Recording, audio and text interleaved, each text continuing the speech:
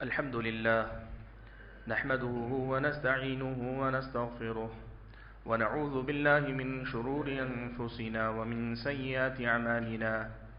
من يهد الله فلا مضل له ومن يضلل فلا هادي له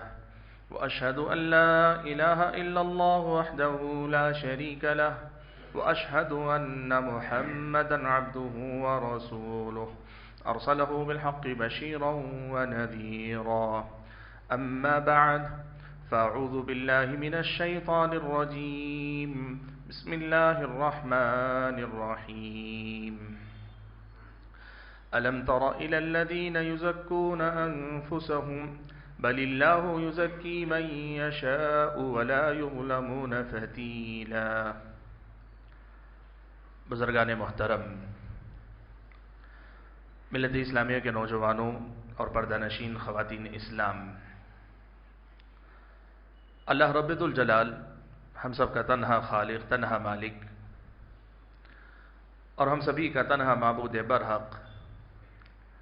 ہر قسم کی تعریف و توصیف، ہر طرح کی حمد و ثنا، اور میری اور آپ سبھی حضرات اور خواتین کی ہر چھوٹی بڑی عبادت کا، ہماری اور آپ کی ہر ایک ریاضت اور بندگی کا اکیلا اور تنہا مستحق رب ہے، معبود برحق ہے، جس نے ہم اور آپ کو ایک بامقصد زندگی جینے کے لیے پیدا فرمایا۔ زندگی کا مقصد خود اس کی اپنی بندگی کے طور پہ متعین فرمایا، اور اسی مقصد کی تکمیل پر دنیا میں کامیابی کا وعدہ اور آخرت میں نجات اور جنت کے انعام کا وعدہ فرمایا ہے۔ درود و سلام ہو نبی آخر الزماں پیارے نبی محمد صلی اللہ علیہ وسلم کے ذات گرامی پر، جنہیں اللہ تبارک و تعالی نے ہماری اور آپ کی رہنمائی اور رہبری کے لیے اپنا آخری نبی و رسول بنا کر بھیجا، جنہوں نے ہم اور آپ کو اللہ تبارک و تعالی کے دین کی ہر چھوٹی بڑی بات بڑی ہی وضاحت کے ساتھ سمجھا دی، تاکہ ہم اور آپ اللہ تعالیٰ کی بندگی کرتے رہیں اور بندگی کرتے ہوئے ہی اس دنیا سے رخصت ہو جائیں۔ حاضرین جمعہ، قرآن مجید میں اللہ تبارک و تعالیٰ نے جن قوموں کا تذکرہ کیا ہے، ان میں سب سے زیادہ اہل کتاب کا اللہ تعالیٰ نے ذکر کیا۔ اللہ کے نبی صلی اللہ علیہ وسلم نے بھی احادیث مبارکہ میں اہل کتاب یعنی یہود و نصارہ کا بار بار اس کا اللہ کے نبی نے ذکر فرمایا ہے۔ اس طویل تذکرے کا مقصد کیا ہے؟ کیوں اللہ تبارک و تعالیٰ نے اہل کتاب کا، یہود و نصارہ کا سب سے زیادہ ذکر کیا؟ اس کی ایک وجہ پیارے نبی صلی اللہ علیہ وسلم نے یہ بیان فرمائی کہ یہ جو امت محمدیہ ہم اور آپ ہیں، ہم بھی انہی خطوط پر چلیں گے جن خطوط پر اہل کتاب چلے تھے۔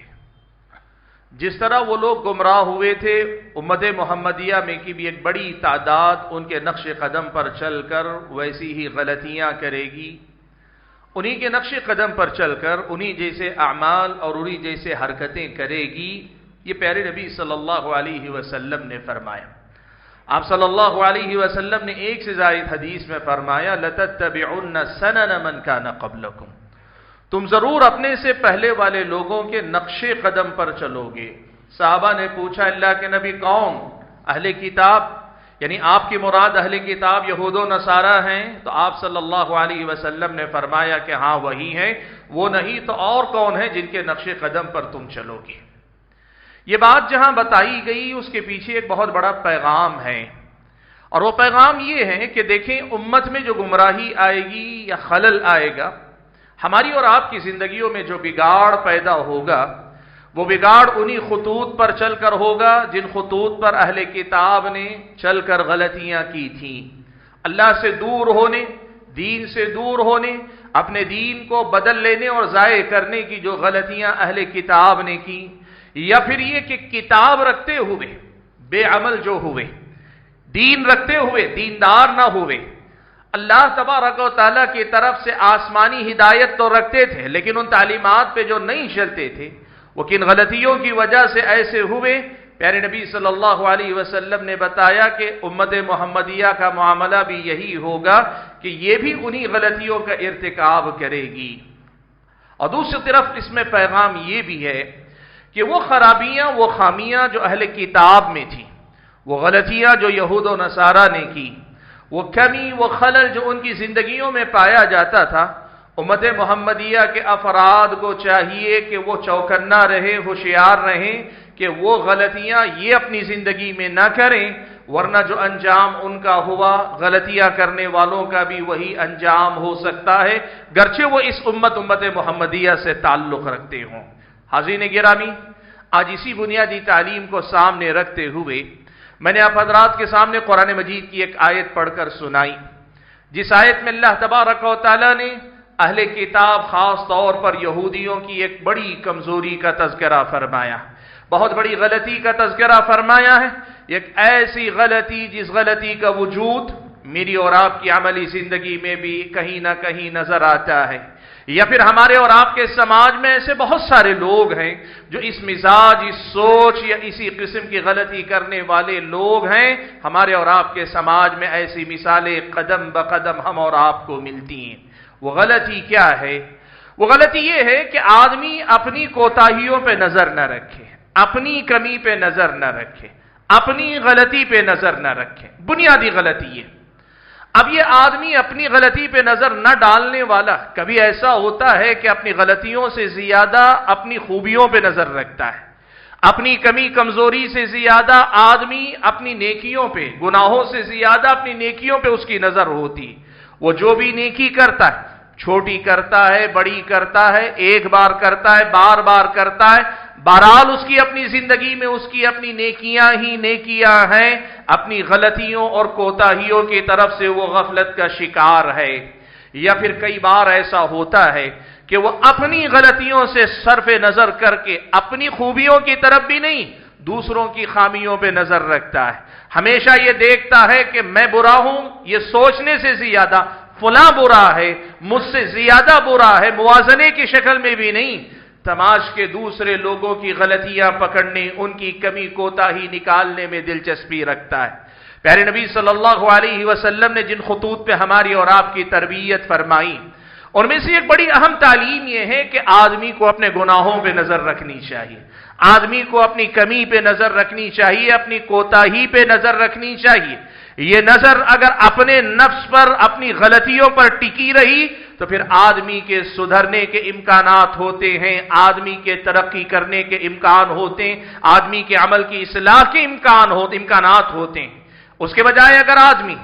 صرف اپنی خوبیوں کو دیکھنے میں لگ جائے، اپنی غلطیوں کی طرف سے صرف نظر کر کے، یا دوسروں کی غلطیاں گننے میں لگ جائے اور اپنے نفس کی طرف سے غافل ہو جائے، تو یہ ایک ایسی غلطی ہے جو آدمی کو تباہ و برباد کر کے چھوڑتی ہے، اور یہ ایک ایسی غلطی ہے جو یہودی کیا کرتے تھے۔ یہ یہودیوں کا مزاج تھا، یہ یہودیوں کی سوچ تھی، یہ ان کی اپنی غلطی تھی جو وہ کیا کرتے ہیں۔ قرآن مجید کی جو آیت کریمہ میں نے آپ حضرات کے سامنے پڑھی خطبہ مسنونہ کے بعد، اس میں اللہ تعالیٰ نے یہی بات بیان فرمائی، کہا الم تر الی الذین یزکون انفسہم، اللہ کے نبی کیا آپ نے نہیں دیکھا ان لوگوں کو جو اپنے نفس کو پاک بتانے میں لگے ہیں، اپنے آپ کو بڑے پاکیزہ قرار دینے میں لگے ہیں، اپنا جب بھی ذکر کرتے ہیں تو یوں کرتے ہیں کہ ہم سے زیادہ کوئی بہتر نہیں ہے،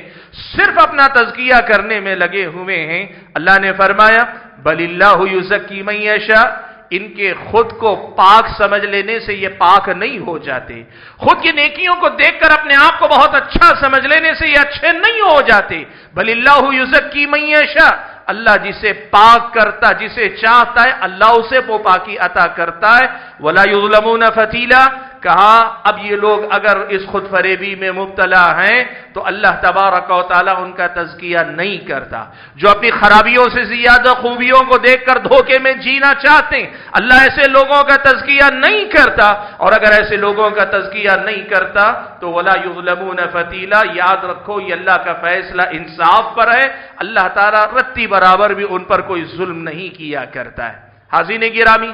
اس آیت میں جو تربیت میری اور آپ کی گئی وہ بڑی اہم ہے۔ دیکھیے ایک مسئلہ ہمیشہ یاد رکھیے، جس آدمی کی نظر اپنی غلطیوں پہ ہوتی ہے اس آدمی کے اندر تواضع ہوتا ہے، اس آدمی کے اندر انکساری ہوتی ہے، اس آدمی کے اندر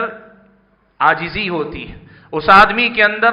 غلطی کا احساس ہوتا ہے، اس آدمی کے اندر اپنی کمی کا ادراک ہوتا ہے، وہ اپنے آپ کے اندر بہتری کی کوشش کرتا ہے، اسے احساس ہوتا ہے مجھے ابھی بہت کچھ سدھارنے کی ضرورت ہے۔ اور اس کے مقابلے میں اگر آدمی اپنی غلطیوں کی طرف سے صرف نظر کر لے اور صرف اپنی خوبیاں دیکھے یا پھر یہ کہ دوسروں کی خامیاں دیکھے تو پھر ایسا آدمی متکبر ہوتا جاتا ہے، تکبر اس کے اندر پیدا ہوتا جاتا ہے، اور متکبر آدمی اللہ تعالیٰ کی رحمت سے، اللہ کی ہدایت سے، اللہ کی توفیق سے سب سے بڑا محروم انسان ہوتا ہے۔ ابلیس بھی اللہ تعالیٰ کے پاس اسی تکبر کا شکار ہو کے برباد ہوا۔ جو آدمی اپنی غلطیوں پہ نظر نہیں رکھتا، اپنی خوبیوں پر یا دوسروں کی خامیوں پہ ہمیشہ نظر رکھتا ہے، اسلامی شریعت کی نظر میں ایسا آدمی وہ غلط کار ہے جو اپنے پیروں پہ خود کلاڑی مارتا ہے۔ سبحان اللہ، آپ دیکھو یہودیوں کا معاملہ کیا تھا، آپ کو معلوم ہے، ہزار خرابیاں تھیں، ہزار خرابیاں تھیں۔ انبیاء کو جھٹلاتے تھے، انبیاء کو قتل کرتے تھے، انبیاء کو تکلیف دیتے تھے، انبیاء پہ ایمان نہیں لاتے تھے، اللہ کی کتابوں میں تحریف کر دیتے، بہت بڑے جرم اللہ نے گنائے، ان کے جرم یہودیوں کے اللہ نے بڑے گنائے، لیکن ان کو زام اس کا تھا ہم اہل کتاب ہیں، ہم آسمانی کتاب کو ماننے والے۔ صرف یہ تھا کہ ہمیں اللہ نے اہل کتاب بنایا، اور یہ کہتے تھے نحن ابناء اللہ واحباؤہ، ہم اللہ کے بیٹے ہیں اور اللہ تعالیٰ کے بڑے چہیتے ہیں۔ اسی زام میں جیتے رہے کہ کسی زمانے میں اللہ نے ہمیں اس دنیا کا سب سے زیادہ محترم قبیلہ یا محترم قوم ہمیں اللہ نے بتایا، بڑے انعامات اللہ نے ہم پر کیے۔ یہ کبھی نہیں دیکھا کہ ان انعامات کے نتیجے میں جو عمل تمہیں کرنا چاہیے تھا تم نے نہیں کیا، اور عمل نہ کرنے کی وجہ سے آج تمہاری جو صورتحال ہے یہ ہے کہ آج تمہیں اپنے اہل کتاب ہونے کا حوالہ دینے کا بھی حق نہیں رہ گیا، اس لیے کہ تم نے کتاب کی پیروی نہیں کی۔ لیکن ان ساری باتوں سے صرف نظر عربوں سے جب بات ہوتی تو ہمیشہ کہتے ہم اہل کتاب ہیں، تم جاہلیت کے دور کی پیداوار ہو، ہم آسمانی کتابوں کے ماننے والے ہیں، اور یہی کہتے انبیاء کو قتل کر کے اتنے سارے جرائم کی فہرست، بڑی لمبی فہرست۔ کبھی قرآن میں یہ بھی پڑھ کے دیکھیے کہ اہل کتاب کے جرائم اللہ تعالیٰ نے کیا گنا ہے۔ بلا مبالغہ آپ کو سینکڑوں جرائم ملیں گے، اکا دکا کی بات نہیں، 100 سے زیادہ آپ گن لے سکتے ہیں، 20 جرائم آپ کو مل جائیں گے یہود و نصارہ کرتے تھے، لیکن پھر بھی اسی زام میں جیتے تھے کہ ہم اہل کتاب ہیں، ہم اہل کتاب ہیں۔ ہماری اور آپ کی تربیت کی گئی کہ دیکھو یہ روش کہ ہم مسلمان ہیں کہ صرف نعرہ دینا، یا صرف ہم کتاب و سنت پر چلنے والے صرف یہ نعرہ دینا، یا صرف اپنے آپ کو ایمان سے نسبت دے کر مطمئن ہو جانا، اس کے بجائے اپنی کمیوں کی طرف سے سر پہ نظر کر لینا، یہ یہودیوں کا طریقہ ہے، یہ یہودیوں کا مزاج، یہ یہودیوں کا انداز ہے۔ اسلام نے آپ کی ہماری تربیت ایسی نہیں کی۔ پیارے نبی صلی اللہ علیہ وسلم نے صحیح بخاری و مسلم کی روایت میں ایک بات بیان فرمائی، آپ صلی اللہ علیہ وسلم نے فرمایا انظروا الی من هو دونکم ولا تنظروا الی من هو فوقکم فانه اجدر الا تزدروا نعمت اللہ علیکم۔ اللہ کے نبی نے فرمایا کہ دیکھو، تم اس آدمی کو دیکھو جو تم سے کمتر ہے، اس کو نہ دیکھو جو تم سے زیادہ بہتر ہے۔ کیوں؟ اس لیے کہ اگر اپنے سے کمتر آدمی کو دیکھو گے تو شکر گزاری کا جذبہ پیدا ہوگا۔ شارحین حدیث نے اہل علم نے اس حدیث کی شرح کرتے ہوئے لکھا ہے کہ دنیا اور دنیا داری کی کسی بھی مسئلے میں اگر دیکھنا ہو تو اپنے سے نیچے والوں کو دیکھو کہ اس کی وجہ سے تمہارے اندر شکر گزاری کا جذبہ پیدا ہوگا، اس کی وجہ سے اللہ تعالیٰ سے تعلق مضبوط ہوگا تمہارے اندر۔ لیکن یہی میزان، یہی ترازو الٹ جانا چاہیے، یہ معیار بدل جانا چاہیے جب آپ اپنے دین کے معاملے میں دیکھیں، اور دین کے معاملے میں ہونا یہ چاہیے کہ چاہے آپ نے کتنی ہی نیکیاں کر لی ہوں، اپنے سے زیادہ بہتر لوگوں کو دیکھیں، اور اگر آپ سماج کے سب سے بہتر آدمی، آپ کی شہر میں، آپ کی بستی میں، آپ کے خاندان میں، آپ کے علاقے میں، آپ کے ملنے جلنے والوں میں آپ سے بڑا کوئی نیک نہیں بھی ہے، تو کم سے کم یہ دیکھو کہ اللہ نے جو معیار متعین کیا، اللہ کے پاس بندگی کا جو کمال ہے، اس درجے کو جب دیکھو تو تمہارے اندر یہ احساس پیدا ہوگا کہ میں ابھی ناقص ہوں، میں ابھی ادھورا ہوں، مجھے اور سفر کرنا ہے، مجھے اور بہت کچھ کمانا ہے۔ یہ احساس تمہارے اندر پیدا ہوگا، اور یہی تمہاری اپنی ضرورت ہے۔ اصل میں تمہاری ضرورت یہی ہے۔ جو آدمی اپنی نیکیوں کو دیکھتا ہے، جو آدمی اپنی نیکیوں کو دیکھتا ہے اور نیکیوں کے دھوکے میں مبتلا ہوتا ہے، یہ آدمی مغرور ہے، یہ آدمی دھوکے میں جی رہا ہے۔ اور اس کے مقابلے میں وہ آدمی جو اپنی کوتاہیوں کو دیکھتا ہے اور کوتاہیوں کو دیکھ کر شرمندگی محسوس کرتا ہے، عمل کا ارادہ کرتا ہے، پھر سے اللہ کے سامنے توبہ کرتا ہے، تجدید عہد کرتا ہے کہ نہیں میں پھر سے اللہ کی بندگی کروں گا، یہ اصل میں ترقی کرنے والا آدمی ہے۔ حضرت علی ابن ابی طالب رضی اللہ تعالیٰ عنہ کی طرف ایک جملہ منسوب ہے کہ وہ کہا کرتے تھے، وہ نیکی جو تمہیں مغرور کر دے اس کے مقابلے میں وہ گناہ جو تمہیں شرمندہ کر کے عمل پہ آمادہ کرے زیادہ بہتر ہے۔ یعنی گناہ کرنا اچھا نہیں اور نیکی چھوڑنا کوئی اچھی بات نہیں، لیکن اگر نیکی کر کے مغرور ہوتے ہو اور اس کے مقابلے میں گناہ کر کے شرمندگی آ رہی ہے تو وہ گناہ جو تم نے کر لیا اب اس کے بعد شرمندگی آ رہی، نیکی کے بعد کے غرور کے مقابلے میں گناہ کے بعد کی شرمندگی تمہارے حق میں زیادہ بہتر ہے۔ حاضرین گرامی، آج ہمارے اور آپ کے نفس کی تربیت کے لیے ازحد ضروری ہے کہ ہم اور آپ اپنی ان کوتاہیوں، خامیوں اور کمیوں کی طرف نظر ڈالیں کہ جن کی طرف سے غفلت نے آج ہمیں سدھار کے راستے کے بجائے اپنے بارے میں خوش فہمی کا شکار کیا ہوا ہے۔ آپ دیکھیں سلف صالحین کی زندگیاں دیکھیں، آپ کو پتہ چلے گا کہ ان کا ایمان ایسا ہی تھا، ان کا ایمان ایسا ہی تھا کہ وہ لوگ ہمیشہ اپنی نیکیوں سے زیادہ اپنی کوتاہیوں پہ نظر رکھا کرتے تھے۔ عمر ابن خطاب رضی اللہ تعالیٰ عنہ کے بارے میں یہ بڑا مشہور واقعہ کہ حضرت حذیفہ بن یمان سے بار بار آ کر پوچھتے تھے کہ حذیفہ، اللہ کے نبی نے منافقوں کے اگر کبھی آپ کے سامنے نام ذکر کیے ہیں، کبھی میرا نام تو ان میں ذکر نہیں کر دیا۔ یہ کس عمر کی بات ہو رہی جن کو اللہ کے نبی نے چہرے پہ، ان کے منہ کے سامنے اللہ کے نبی نے جنتی ہونے کی بشارت دے دی، لیکن ان کو اپنی نیکیوں سے زیادہ اپنے گناہوں کی فکر یا اپنی کمی کوتاہی کی فکر ہے۔ حضرت حذیفہ سے آ کے پوچھتے کیا کبھی میرا نام بھی اللہ کے نبی نے لیا تھا؟ یہ اللہ کے نبی صلی اللہ علیہ وسلم کے تربیت یافتہ صحابہ ہیں۔ حضرت حنظلہ، حضرت ابوبکر کا بڑا مشہور واقعہ، حضرت حنظلہ گھر گئے، اپنے گھر گئے، دیکھا کہ جو کیفیت اللہ کے نبی کی مجلس میں رہتی ہے وہ اللہ کے نبی کی مجلس سے آنے کے بعد، گھر آنے کے بعد، بیوی بچوں کے ساتھ اٹھنے بیٹھنے کے بعد بدل جاتی ہے۔ وہ دل جو آخرت میں لگا رہتا ہے، دین سے لگا رہتا ہے، اس دل کی کیفیت بدلتی ہے۔ اپنے دل کی بدلتی کیفیت کو حضرت حنظلہ نے سمجھا کہ یہ نفاق ہے، اس لیے باہر نکلے، کہنے لگے نافق حنظلہ، نافق حنظلہ، حنظلہ تو منافق ہو گیا، حنظلہ تو منافق ہو گیا۔ حضرت ابوبکر صدیق کا سامنا ہوا، کہا کیا ماجرا؟ کہا کہ ابوبکر مسئلہ یہ ہے کہ میں یہ دیکھتا ہوں کہ نبی کی مجلس میں ہوتا ہوں تو دل کی کیفیت کچھ اور ہوتی ہے، اور گھر لوٹتا ہوں تو دل کے اندر کی کیفیت بدلی بدلی نظر آتی ہے، اور مجھے ڈر لگتا ہے کہ یہ دل کی کیفیت کا بدلنا کہیں میرا نفاق نہ ہو جائے۔ حضرت ابوبکر نے کہا کہ اگر یہ بات ہے تو یہ تو ہماری بھی کیفیت ہے۔ گئے دونوں کے دونوں مل کے اللہ کے نبی کے پاس، اللہ کے نبی صلی اللہ علیہ وسلم نے دونوں کی بات سننے کے بعد یہ بشارت دی کہ یہ احساس جو تمہارے اندر پیدا ہو رہا ہے، یہ دل کی بدلتی کیفیت پر جو تمہارے اندر بے چینی پیدا ہو رہی ہے نا، دل کے بدلنے پر یہ بے چین ہونا یہ تمہارے ایمان کی علامت ہے۔ سبحان اللہ۔ حاضرین گرامی، اصل یہ ہے کہ اپنی کمی کوتاہی پہ نظر رکھ کر خود کے لیے یہ معیار طے کرو کہ ابھی بڑا لمبا سفر طے کرنا ہے۔ یہ نفس بڑا عجیب ہے، اگر آپ اپنی نیکیوں کو دیکھیں گے آپ کو لگے گا اس دنیا میں مجھ سے زیادہ پاکیزہ انسان کوئی نہیں، مجھ سے زیادہ بہتر کوئی نہیں ہے۔ آپ کو یہ نفس خود آپ کی اپنی غلطیوں سے غافل کر دے گا، اور اس کے بجائے آپ اگر اپنی کوتاہیوں پہ نظر رکھیں گے، یہی نفس احساس ندامت میں اگر ڈوبے گا، یہی سے عمل کی تحریک پیدا ہوگی، ہم اور آپ اپنے آپ کو بہتر کرنے کی طرف جائیں گے۔ آپ یہ دیکھیں کہ اسلامی شریعت نے ہماری اور آپ کی تربیت انہی خطوط پہ کی ہے، اسی انداز میں کی ہے کہ اپنے نفس کو متہم کیا کرو، اپنے نفس کو الزام دیا کرو بجائے اس کے کہ کسی اور کے ساتھ کرو۔ اور یہی مسئلہ یاد رکھو، جہاں ہم اور آپ کو اپنے عمل سے غافل کرتا ہے، ہم اپنی غلطیوں سے صرف نظر کر لیتے ہیں تو دوسرے لوگوں کے گناہوں کے پیچھے ہم اور آپ پڑ جاتے ہیں۔ دیکھو یاد رکھو، آپ شرعی مسئلہ بیان کرنے کے مکلف ہیں، بیان کیجیے،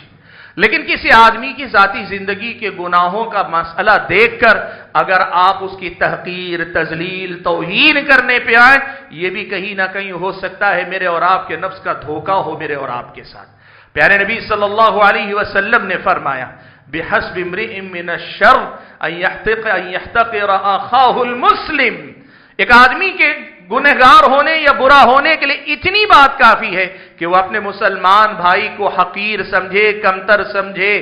یہ جو ہمارا اور آپ کا اپنی گناہوں سے صرف نظر کر لینا، نظر پھیر لینا، یہ اکثر میرے اور آپ کے اندر یہ احساس پیدا کرتا ہے۔ آپ کبھی اپنے بھائی کی طرف دیکھتے ہیں، آپ کو اپنی غلطیوں سے زیادہ اس کی نیکیوں کے مقابلے میں، ہماری کمی کے مقابلے، ہماری نیکیوں کے مقابلے میں اس کی کمیاں نظر آتے ہیں، سمجھ جائیے کہ نفس آپ کو اور مجھ کو غلط ٹریک پہ لے جا رہا ہے۔ میرے اور آپ کا رخ غلط رخ پہ پھر گیا ہے۔ میرا اور آپ کا اس رخ پہ آگے بڑھنا نقصان دہ ہے۔ اگر مجھے اپنی نیکی اور دوسرے کی صرف برائی نظر آتی ہے تو پھر یہ مسئلہ ہم اور آپ کو یاد رکھنا چاہیے کہ یہ کوئی اچھی روش نہیں ہے۔ اسی لیے حاضرین گرامی، اس مسئلے کو یاد رکھیں، اپنے نفس کو ہمیشہ متہم کیا کریں، ہمیشہ اپنے نفس پہ نظر رکھیں، کمی ہے، کوتاہی ہے، یہاں سے عمل کی تحریک پیدا ہونی چاہیے۔ ساتھ میں ایک بڑا اہم مسئلہ یہ بھی بتا دینا چاہتا ہوں، لیکن یاد رکھو، اگر اپنی کمیاں کوتاہیاں دیکھ کر آپ کے اندر مایوسی پیدا ہو رہی ہے، آپ اللہ کی رحمت سے مایوس ہو جا رہے ہیں، یا پھر آپ کے اندر اور زیادہ اپنے بارے میں وہ گلٹ فیل کرنا جسے کہتے ہیں احساس ندامت، یہ چیز آپ کے اندر منفی رخ پیدا کر رہا ہے، آپ اللہ کی رحمت سے بے دور ہو رہے ہیں، سدھار کے بجائے بگاڑ کے راستے پہ آگے جا رہے ہیں، یا نقصان اپنے آپ کو پہنچانے کی طرف جا رہے ہیں، تو پھر یہ کوئی اچھی روش نہیں۔ اپنے گناہوں کی طرف، اپنی کمی کی طرف، اپنی کوتاہی پر نظر اس لیے ڈالو کہ یہاں سے ہمارے اور آپ کے اندر نیکی کا جذبہ پیدا ہو، سدھار کی توفیق ہم اور آپ کو مل سکے، سدھار کا جذبہ میرے اور آپ کے اندر آ سکے۔ یہ ہمارے اور آپ کے نفس کی بڑی اہم تربیت ہے جو قرآن و سنت میں کی گئی ہے۔ حاضرین گرامی، اسی جذبے کا ایک اور پہلو بھی آپ کے سامنے ذکر کر دیتا ہوں، اور وہ پہلو یہ ہے کہ کئی بار آدمی جب اپنے گناہوں کو دیکھنے کے بجائے اپنی خوبیوں کو دیکھتا ہے، تو جب نظر ہمیشہ اپنی خوبیوں پہ رہتی ہے تو بے ساختہ آدمی کی زبان پہ اپنی خوبیوں کا تذکرہ بھی آ جاتا ہے، مجلس میں اپنی خوبیاں بیان کرتا ہے، دوستوں میں اپنی نیکیوں کا تذکرہ کرتا ہے، اور رفتہ رفتہ انسان کا نفس اس قدر زیادہ دھوکہ دیتا ہے کہ کوئی بھی نیکی کر لیتا ہے، جب تک دو چار لوگوں کے سامنے اس نیکی کا ذکر نہیں کر لیتا، آدمی کے دل میں بے چینی رہتی ہے۔ یہ مرض ہے، یہ ایک کمزوری ہے کہ آدمی نیکی کرنے کے بعد اپنی نیکیوں کا تذکرہ کرنے پہ آ جائے، اپنی نیکیاں بیان کرنے پہ آ جائے۔ سبحان اللہ، سلف صالحین کا ایمان دیکھیں۔ سلف صالحین میں سے بعض نے کہا، حضرت سفیان رحمت اللہ علیہ کہا کرتے تھے کہ ہر وہ عمل جسے میں نے لوگوں کے سامنے ذکر کر دیا، پھر اسے میں نے اپنا عمل شمار کرنا ہی چھوڑ دیا۔ کیوں؟ کہا اس لیے کہ ایک مرتبہ لوگوں کے سامنے اس عمل کا تذکرہ کرنے کے بعد اس عمل کے اخلاص کو باقی رکھنا بہت مشکل ہوتا ہے۔ میں یہ سمجھتا ہوں کہ جس عمل کا ذکر میں نے کر دیا، گویا میں نے اس کو ضائع کر لیا۔ سبحان اللہ۔ بھائیو، یہ جو میں نے بات کہی کہ اپنی غلطیوں کے بجائے اپنی خوبیوں پہ نظر رکھنا، اس کے جو نقصانات ہیں ان میں سے ایک بڑا نقصان یہ بھی ہے کہ آدمی اپنی نیکیوں کے تذکرے کی طرف چلا جاتا ہے، اور جب نیکیوں کے ذکر کا معاملہ آئے، کئی بار آدمی اخلاص کی دولت گنوا بیٹھتا ہے، کی ہوئی نیکی کو آدمی برباد کر لیتا ہے۔ اس میں کوئی شک نہیں کہ آپ اگر شریعت کی تعلیمات کو دیکھیں،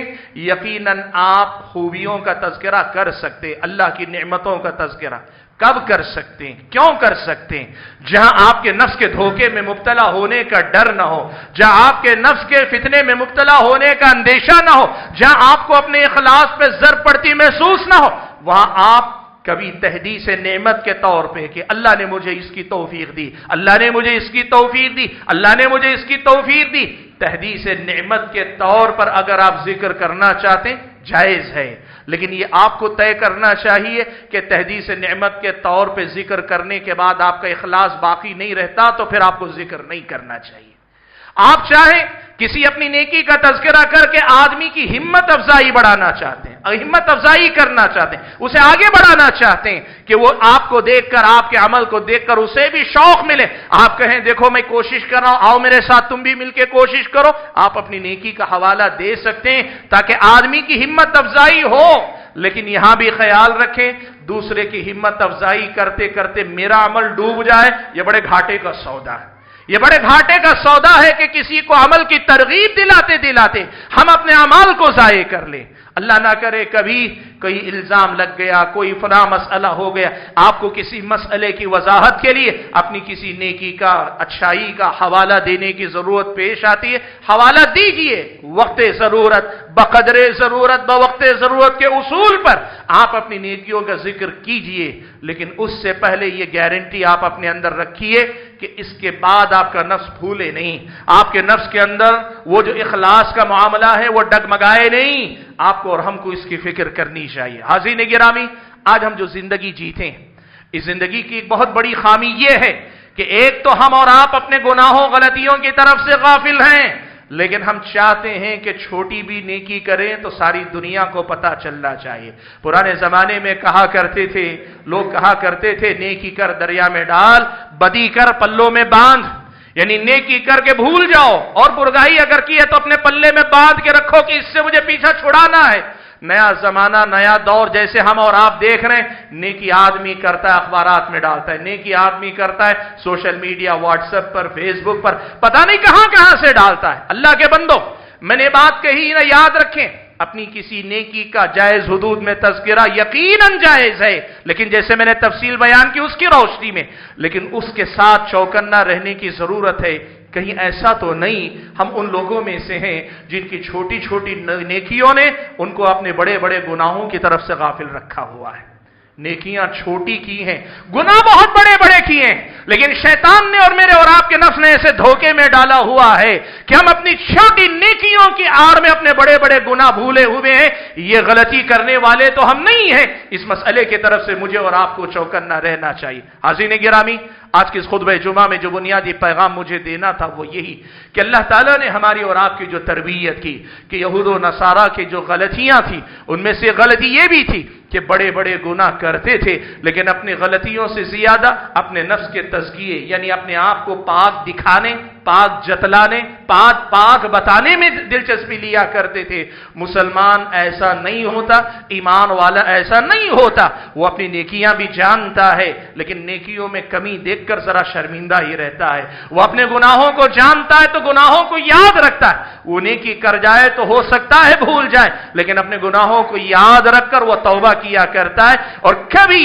نیکی کے غرور میں مبتلا نہیں ہوتا، کبھی اپنے گناہوں کی طرف سے غافل نہیں ہوتا۔ یہی ایمان والوں کی نشانی اور یہی تربیت اللہ تعالیٰ نے ہم اور آپ کی۔ اللہ نے فرمایا فَلَا تُزَكُّوا أَنفُسَكُمْ، لوگوں تم اپنے نفس کا تزکیہ مت کیا کرو، اپنے نفسوں کی پاکیزگی مت بیان کیا کرو۔ ایک ہوتا ہے تزکیہ کرنا کہ اپنے آپ کو واقعی معنوں میں پاک کرنا، اور دوسری چیز ہے اپنے نفس کی پاکی بتانا، حالانکہ اندر سے پاک نہیں، اپنے آپ کو پاک سمجھنا، حالانکہ بہت سارا خلل کمی کوتاہی ہمارے نفس میں۔ کہا فَلَا تُزَكُّوا أَنفُسَكُمْ، اپنے نفسوں کو پاکیزہ نہ دکھاؤ، نہ جتلاؤ، نہ بتاؤ۔ هو اعلم بمن اتقى، وہ جانتا ہے، زیادہ جانتا ہے، بہتر جانتا ہے کہ حقیقی معنوں میں تقوی کے معیار پہ اترنے والا کون ہے۔ حاضرین گرامی، آج کے اس خطبہ جمعہ میں یہی پیغام آپ حضرات و خواتین کے سامنے رکھنا چاہتا ہوں کہ اپنے نفسوں پہ ہمیشہ خود کو متہم کرنے والی نظر رکھیں،